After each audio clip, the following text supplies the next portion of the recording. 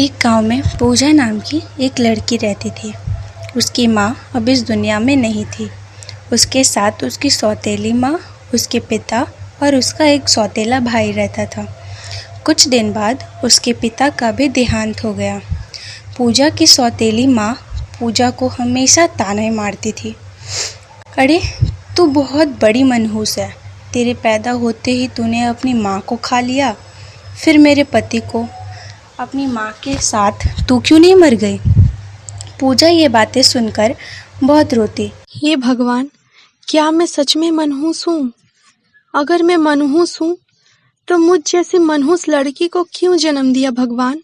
एक दिन उसे रोते देख उसके सौतेले भाई ने पूछा। दीदी, आप क्यों रो रही हो? तब शीला बोली, भाई, क्या मैं सच में मनहूस हूँ? माँ मुझे रोज यही ताने मारती रहती हैं। तब उसका भाई बोलता है, नहीं दीदी, ये सब झूठी बातें हैं। माँ की बातों का तुम बुरा मत मानो। आप तो मेरी प्यारी दीदी हैं। फिर पूजा भाई की बातें सुनकर बहुत खुश हो जाती है। कुछ दिनों बाद रक्षाबंधन का त्योहार आता है। पूजा ने अपने भाई के लिए बाजार से राखी लाई। तभी उसकी सौतेली माँ ने पूजा के हाथों में राखी देखी।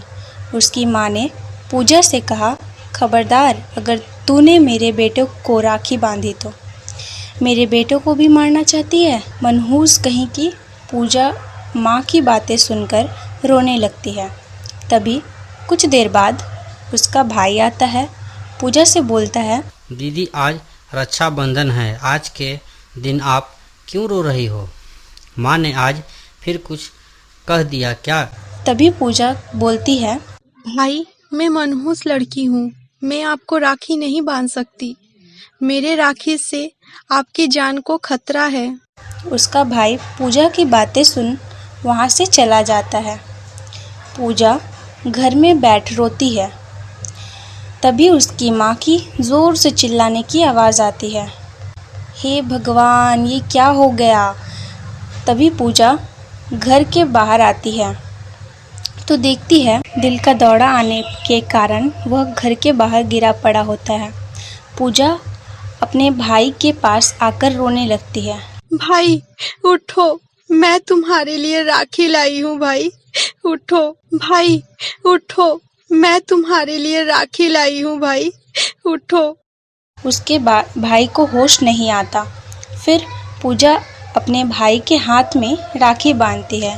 फिर राखी बांधते ही उसके भाई को होश आ जाता है।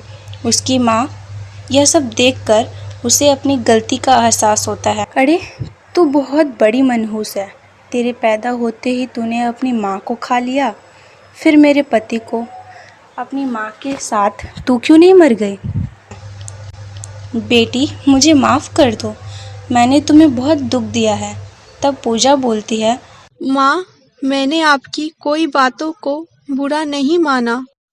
तब उसका भाई बोलता है, दीदी, आपकी राखी जिंदगी दे सकती है, ले नहीं सकती। फिर पूजा और उसका परिवार काफ़ी खुशहाली से रहने लगते हैं। अगर आपको हमारी कहानियाँ अच्छी लगती है तो प्लीज़ हमारे इस चैनल को सब्सक्राइब करें, वीडियो को लाइक करें और वीडियो को जितना हो सके शेयर करें। धन्यवाद।